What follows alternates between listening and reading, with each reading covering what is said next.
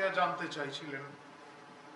আমরা যথাসম্ভব আপনাদের বলেছি, তবু আমাদের পার্টির তরফ থেকে আজকে আমাদের পার্টিতে এ নিয়ে যে চর্চা হয়েছে, তারপর পার্টির যে অবস্থান তা আজকে স্পষ্ট করা হবে আপনাদের সামনে, আপনাদের মাধ্যমে জনগণকেও অবহিত করা হবে।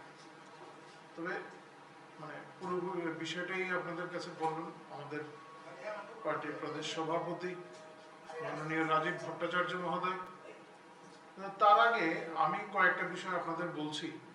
কালকে আপনারা অনেকেই ছিলেন রাজ্য বিধানসভায়। রাজ্য বিধানসভায় গতকাল যে ধরনের ঘটনা ঘটেছে, কিছু পুরনো বিধায়কও আছেন যারা অভিজ্ঞ, আবার কিছু নবাগত আছেন, নতুন বিধায়ক হয়ে এসছেন। যে ধরনের আচার আচরণ তারা করেছেন কালকে, মনে রাখতে হবে জনগণের প্রতিনিধিতা, জনগণ অনেক উদ্দেশ্য নিয়ে এই গণতন্ত্রের পীঠস্থান আইনসভায় তাদের পাঠান। যে ধরনের অসংসদীয় শব্দের ব্যবহার কালকে হয়েছে, এতে প্রমাণ করে তারা কি ধরনের আতঙ্কে ভুগছেন। বিরোধী পক্ষে অনেক প্রবীণ বিধায়ক ছিলেন যারা চুপ করে বসেছিলেন, যারা অনভিপ্রেত এই সমস্ত কার্যকলাপ নীরবে সমর্থন করে গেছেন।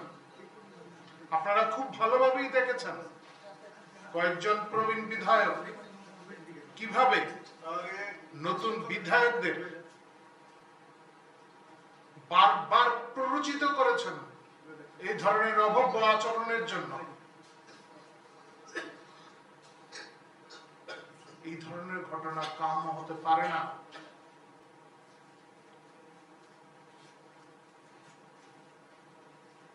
সংসদীয় রীতিনীতিতে এই ধরনের কার্যকলাপ যদি হয়,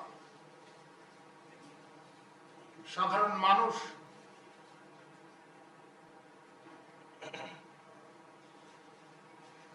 এই সমস্ত বরদাস্ত করতে পারেন না। আগে একটা সময় ছিল যখন এই সমস্ত বিষয় দেখতো না, সংসদের ভিতরে কি হচ্ছে, বিধানসভার ভিতরে কি হচ্ছে, এগুলি তারা দেখতেন না। কিন্তু এখন সরাসরি দেখতে পাচ্ছেন তারা। এতে আপনাদের অবস্থান দুর্বল হয়েছে। যে সমস্ত শব্দের ব্যবহার আপনারা করছিলেন, কেউ শুনেনি এমনটা কিন্তু নয়। জনগণ এই জন্য আপনাদের বিধায়ক করে পাঠিয়েছেন এমনটা নয়।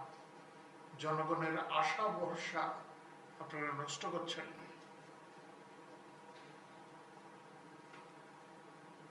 যারা নতুন বিধায়ক এসেছেন তাদেরও সংসদীয় রীতিনীতি সম্পর্কে জানা প্রয়োজন।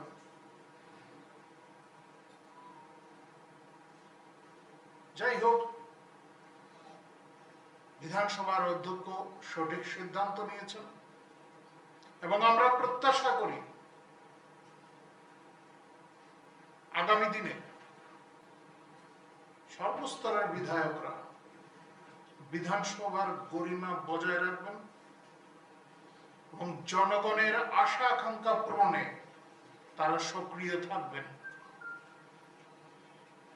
বিরোধী দলের আছেন, তারা নিশ্চয়ই গণতন্ত্র রক্ষায় তাদেরও একটা বড় ভূমিকা রয়েছে। গঠনমূলক আলোচনা হবে, সমালোচনা হবে, কিন্তু তার মানে এই না বিধানসভার গরিমা নষ্ট করতে হবে। যাই হোক, আমরা প্রত্যাশা করি জনগণের মতো, সাধারণ জনগণের মতো আমরাও পার্টির তরফ থেকে প্রত্যাশা রাখি আগামী দিন এই সমস্ত বিষয়ের পুনরাবৃত্তি না হয়।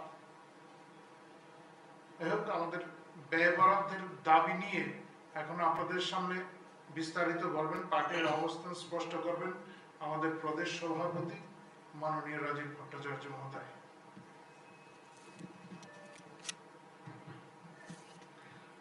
সাংবাদিক বন্ধুদের অনেক অনেক শুভেচ্ছা অভিনন্দন জানাচ্ছি।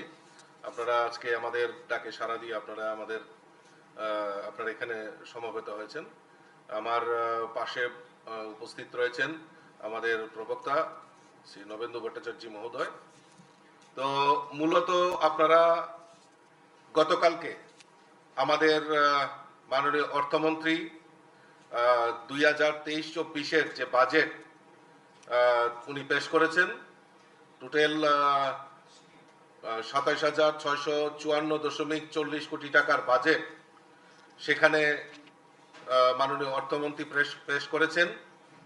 এই বাজেটে আমরা যদি লক্ষ্য করে দেখি যে আমাদের এই রাজ্যের সমস্ত সমাজের প্রত্যেকটা অংশের মানুষের জন্য কিছু না কিছু আমাদের এই বাজেটে উল্লেখ রয়েছে।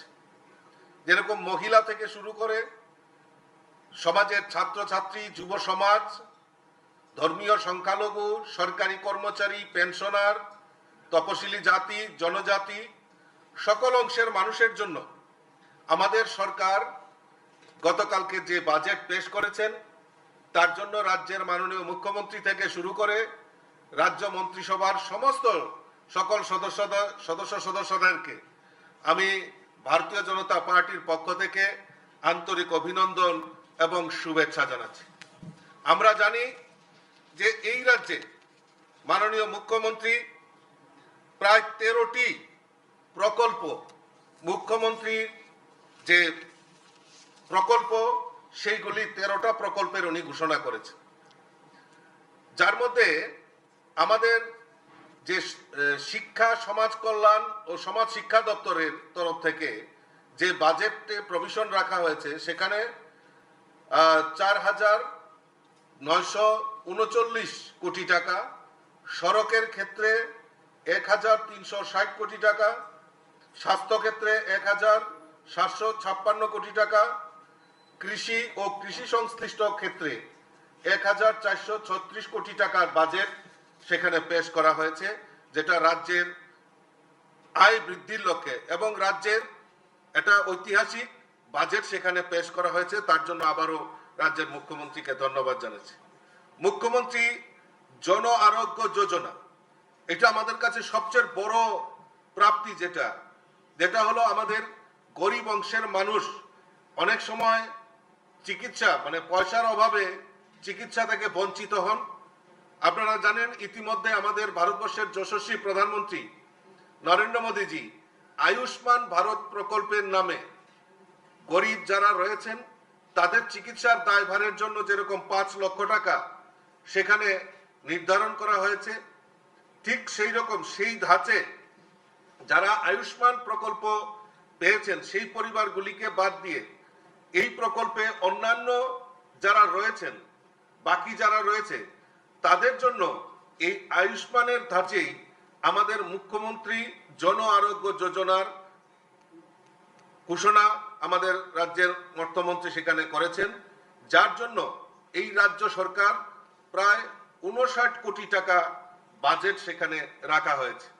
মুখ্যমন্ত্রী ইন্টিগ্রেটেড ক্রপ ম্যানেজমেন্ট প্রোগ্রাম, এর মাধ্যমে রাজ্যের কৃষি পদ্ধতি সার্বিক উন্নয়ন এবং বিশেষ করে আমন ধান উৎপাদন ও উৎপাদনশীলতা বৃদ্ধি করা হবে, যার ফলে লক্ষ্যমাত্রা 1.16 হেক্টর জমিকে সেই আওতায় আনা হবে। তার জন্য এই বাজেটে প্রায় 10 কোটি টাকা সেখানে বাজেটে প্রভিশন রেখেছে এবং সেটা রাজ্যের আমাদের যে কৃষি ব্যবস্থা সেটা আমাদেরকে আরো সুদৃঢ় করার লক্ষ্যে এটা বিশেষ ভূমিকা পালন করবে বলে আমি বিশ্বাস করি।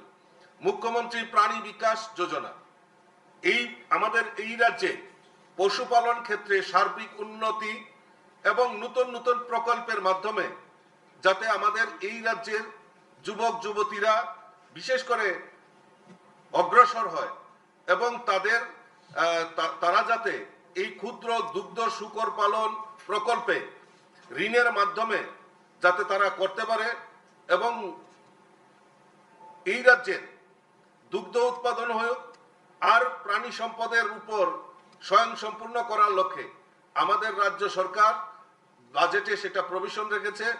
এই অর্থ বছরে প্রায় 10 কোটি টাকা এই প্রাণী সম্পদ বিকাশ দপ্তরের আওতায় আমাদেরকে উন্নয়ন প্রকল্পে সেটা বাজেটে প্রভিশন রাখা হয়েছে। তার জন্য মুখ্যমন্ত্রীকে ধন্যবাদ জানাচ্ছি। মুখ্যমন্ত্রী মৎস্য বিকাশ যোজনার মাধ্যমে এই রাজ্যের আমাদের মৎস্য প্রকল্পে মৎস্য পালনের ক্ষেত্রে অগ্রণী ভূমিকা সেটা আমরা পালন করব এবং সেটা আমরা জানি যে এই ত্রিপুরা রাজ্যে মৎস্য চাষের ক্ষেত্রে একটা বিশাল ভূমিকা রয়েছে। কারণ আমরা জানি এই রাজ্যের মাছের যোগান আমাদের রাজ্যে রয়েছে। এই বাজেটে সেখানে প্রায় 12 কোটি টাকা এই প্রকল্পের জন্য সেখানে বাজেটে প্রভিশন রাখা হয়েছে। মুখ্যমন্ত্রী কন্যা আত্মনির্ভর যোজনা, এই মুখ্যমন্ত্রী কন্যা আত্মনির্ভর যোজনার আওতায় উচ্চ মাধ্যমিকে সর্বোচ্চ নম্বর পাওয়া 100 জন মেধাবী ছাত্রীকে উচ্চ শিক্ষা অর্জনের উৎসাহ প্রদানের লক্ষ্যে একটি করে স্কুটি দেওয়ার পরিকল্পনা আমাদের রাজ্য সরকার নিয়েছে, যার ফলে এই অর্থ বছরে প্রায় 1 কোটি টাকা সেখানে বাজেটে প্রভিশন রাখা হয়েছে। মুখ্যমন্ত্রী ক্রীড়া উন্নয়ন প্রকল্প, বিশ্বমানের ক্রীড়া পরিকাঠামো নির্মাণ ও খেলোয়াড়দের বৃত্তি প্রদানের লক্ষ্যে আমাদের এই মুখ্যমন্ত্রী ক্রীড়া উন্নয়ন প্রকল্প একটা বিশেষ ভূমিকা পালন করবে বলে আমি বিশ্বাস করি।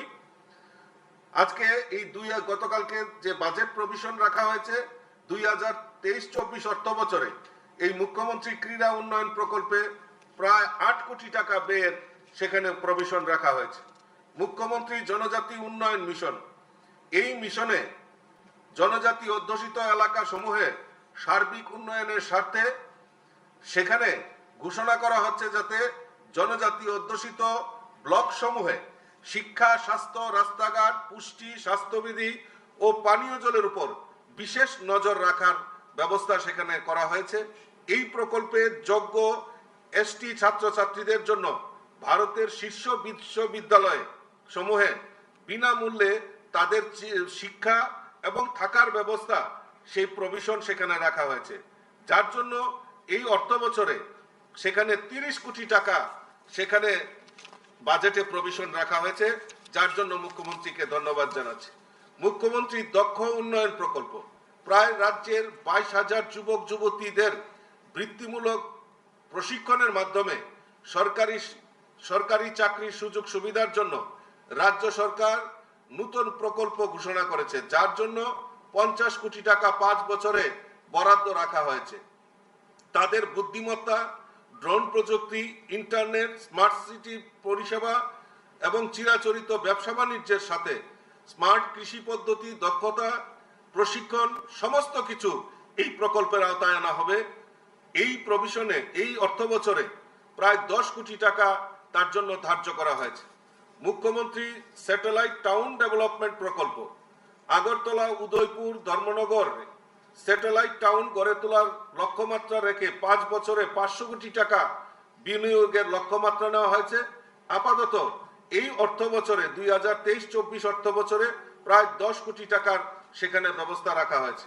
মুখ্যমন্ত্রী নগর উন্নয়ন প্রকল্প, মুখ্যমন্ত্রী স্টেট ট্যালেন্ট সার্চ প্রোগ্রাম, সেখানে 5 লক্ষ টাকা নির্বাচিত মহিলা খেলোয়াড়দের দেওয়া হবে। মুখ্যমন্ত্রী আকাঙ্ক্ষা প্রকল্প, যেই ছাত্রছাত্রীরা আইএস, আইপিএস এবং আইএফএস পরীক্ষার প্রস্তুতি প্রশিক্ষণ নেওয়ার জন্য মুখ্যমন্ত্রী আকাঙ্ক্ষা প্রকল্পের নামে একটি নতুন প্রকল্পের সূচনা করেছে। কৃত্রিম বুদ্ধিমত্তা উৎকর্ষ কেন্দ্র, সেখানে 5 কোটি টাকার সেখানে ব্যবস্থা রাখা হয়েছে। রাজ্য সরকারের তরফে এনপিএস সরকারি অবদান বৃদ্ধির লক্ষ্যে 10% থেকে বেরিয়ে, যেখানে সরকারি কর্মচারীদের রয়েছে পেনশনের ক্ষেত্রে 10% থেকে বাড়িয়ে বেসিক, মহার্ঘ ভাতা এবং 14% সেখানে বৃদ্ধি করা হয়েছে। 100টি উপস্বাস্থ্য কেন্দ্র, একটি পৃথক সংক্রামক ব্যাধি নিরাময় কেন্দ্র নির্মাণ করার প্রভিশন আমাদের রাজ্য সরকার নিয়েছে, যার জন্য এই অর্থ বছরে 55 কোটি টাকা সেখানে নিয়োগ করা হবে। আপনারা জানেন যে ইতিমধ্যে আমাদের এই রাজ্যে নেশার একটা বিশাল বড় সাম্রাজ্য। সেখানে এই নেশার মুক্তি, নেশা থেকে যারা আমাদের যুবক যুবতীরা আসক্ত হয়েছেন তাদের থেকে মুক্তি, নেশা থেকে মুক্তি করার জন্য 8টি জেলায় 50 শয্যা বিশিষ্ট নেশা মুক্তি কেন্দ্র স্থাপন করার সিদ্ধান্ত আমাদের সরকার নিয়েছে। মুখ্যমন্ত্রী যুব যোগাযোগ যোজনা, বিগত অর্থ বছরে আমাদের সরকার 11,892 জনকে 5,000 টাকা করে স্মার্টফোন কেনার জন্য দেওয়া হয়েছিল, কিন্তু এই অর্থ বছরে 12,000 স্মার্টফোন রাজ্যের ছাত্রছাত্রীদের দেওয়ার জন্য সেখানে আমাদের এই বাজেটে প্রভিশন রাখা হয়েছে। 4টি নতুন মোটর স্ট্যান্ড আমাদের এই রাজ্যের যোগাযোগ ব্যবস্থা, আপনারা জানেন ইতিমধ্যে যোগাযোগ ব্যবস্থা আমাদের একটা বিশাল বড় ভূমিকা রয়েছে। আমাদের নতুন করে 4টি আমাদের মোটর স্ট্যান্ড তৈরি করার জন্য বাজেটে প্রভিশন রাখা হয়েছে। গন্ডা তুইসা, জিরানিয়া, মেলাঘর, জুলাইবাড়ি এই 4টি স্থানে সেখানে নতুন করে আমাদের মোটর স্ট্যান্ড নির্মাণ হবে, যার জন্য বাজেটে প্রায় 25 কোটি টাকার প্রবদান রাখা হয়েছে। সর্বশেষে আমরা যেটা দেখেছি যে ভারতীয় এই ত্রিপুরা রাজ্যের জনগণ, আপামর জনসাধারণ, গরিব মেহনতি মানুষই বলুন, কৃষক বলুন, শ্রমিক বলুন, সরকারি কর্মচারী বলুন, সকল অংশের মানুষ যেভাবে ভারতীয় জনতা পার্টিকে বিশ্বাস করে দ্বিতীয়বারের মতো ক্ষমতা এনেছে, আর এই সরকার গতকালকে এই জনকল্যাণমুখী যে বাজেট আমাদের সামনে রেখেছে, তার জন্য রাজ্যের মাননীয় মুখ্যমন্ত্রী এবং রাজ্য সরকারের সমস্ত সদস্যদেরকে ভারতীয় জনতা পার্টি অসংখ্য ধন্যবাদ জানাচ্ছে। আগামী 10 তারিখ, আগামী সোমবার দিন আমরা আমাদের এই বাজেট যে এত সুন্দর বাজেট আমাদের রাজ্যের মাননীয় মুখ্যমন্ত্রী উপস্থাপন করেছেন, জনগণের সামনে রেখেছেন, তার জন্য আমরা আগামী সোমবার দিন বিকাল 5 ঘটিকায় আমাদের সাংগঠনিক, আপনারা জানেন যে 8টি জেলা রয়েছে আমাদের অ্যাডমিনিস্ট্রেশন সরকারিভাবে, কিন্তু আমাদের সাংগঠনিক ক্ষেত্রে 10টি জেলা রয়েছে। 10টি জেলাতে আমরা বিকাল 5 ঘটিকায় আমরা একটি ধন্যবাদ র্যালি প্রত্যেক জেলাতে মাননীয় মুখ্যমন্ত্রী এবং রাজ্য সরকারকে ধন্যবাদ জানিয়ে প্রত্যেক জেলাতে আমরা ধন্যবাদ র্যালি আমরা সংগঠিত করব, সেই সিদ্ধান্ত আমরা নিয়েছি। সর্বপরিসরে গতকালকে আমরা দেখেছি, আমার প্রবক্তা আপনাদের সামনে রেখেছেন, যেভাবে আমাদের এই পবিত্র বিধানসভাকে কলুষিত করার চেষ্টা করা হয়েছে, সেটা জনগণের সামনে উপস্থাপিত হয়েছে।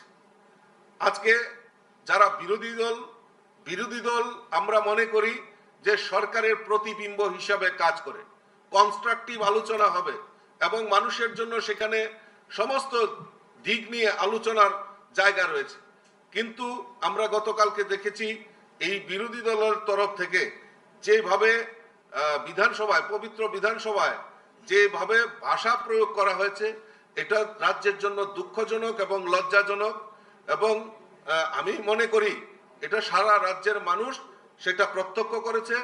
আগামী দিন তাদেরকে এই বিরোধী দলের এই ভূমিকাকে নিশ্চয়ই ধিক্কার এবং নিন্দা জানাবে। তো আমি আমার বিস্তারিত আমি আপনাদের সামনে তুলে ধরলাম। আমি আবারও আপনাদের মাধ্যমে সমস্ত রাজ্যবাসীর তরফ থেকে, আমি ভারতীয় জনতা পার্টির তরফ থেকে, আমি রাজ্যের মুখ্যমন্ত্রী থেকে শুরু করে রাজ্য সরকারকে অসংখ্য ধন্যবাদ এবং অভিনন্দন জানাচ্ছি, শুভেচ্ছা জানাচ্ছি। এবং এই বাজেট জনকল্যাণমুখী এবং আগামী দিন এই বাজেটের মাধ্যমে আমাদের যে স্বপ্ন যে এক ত্রিপুরা শ্রেষ্ঠ ত্রিপুরা, এই এক ত্রিপুরা শ্রেষ্ঠ ত্রিপুরার লক্ষ্যে আমাদের সরকার ইতিবাচক ভূমিকা নিয়ে কাজ করবে। অসংখ্য ধন্যবাদ, নমস্কার।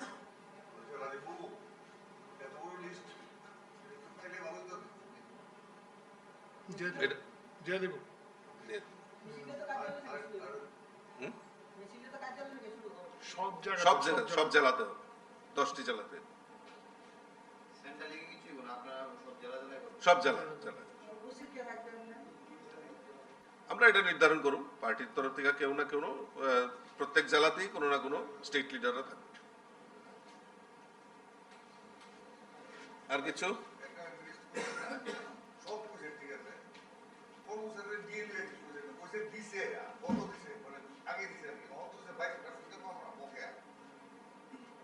নিশ্চয়ই সেটাও আমরা বিবেচনা রাখা হয়েছে, সেটাও করা হবে।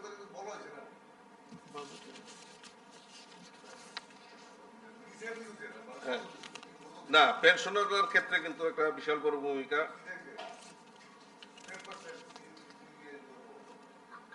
আগে যেটা 10% দেওয়া হতো, এখানে এটা বাড়াইছে, যেরকম বেসিক প্লাস মহার্ঘ ভাতা এবং 14% পেনশনার। চাকরির ক্ষেত্রে সেগুলি চিন্তা ভাবনা করা চলছে। বাজেট, হ্যাঁ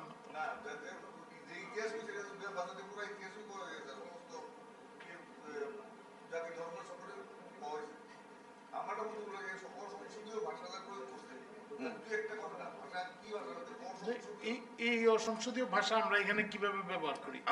আমরা মুখে আসবে না।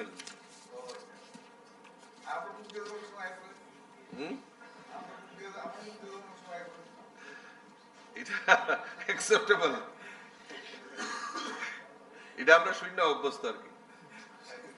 না দেখুন একটা জিনিস কি, যে আমরা ভাষা এবং তার চাল চলন আচার ব্যবহার দিয়ে আমরা মানুষের নির্ণয় করতে পারি মানুষটা কিরকম হবে। মানুষের তার আচার ব্যবহার এবং ভাষার উপর নির্ভর করে যে সে আগামী দিন কি চিন্তা ভাবনা করছে।